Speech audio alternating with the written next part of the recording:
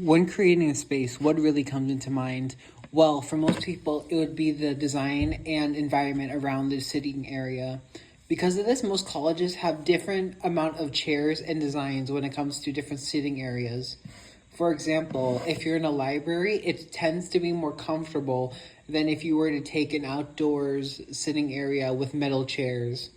As you can see, there are multiple examples of different priorities that different places have towards the person and whether or not you should be sitting comfortably. Sometimes it seems like more places get more priorities than others, but in reality, it all depends on what the design process needs for when it comes to designing the chairs.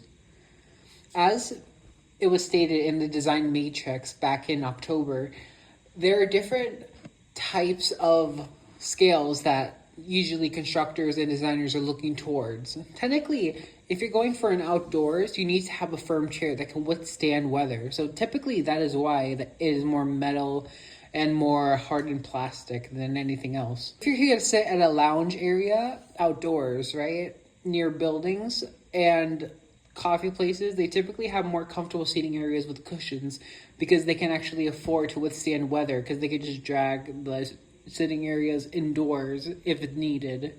This can also be seen within dorms and libraries with the wooden chairs or readjustable chairs to make sure that you have the sufficient comfortability for when you're studying. This is why it is important to always remember that no matter what sitting area you are, there is always a design process that is incorporated within it. We have learned this through when we were able to design our own sitting spaces. We got to imagine what type of vibe we were looking for, what type of seatings would be fitting for the area, whether it be gaming, reading, or studying.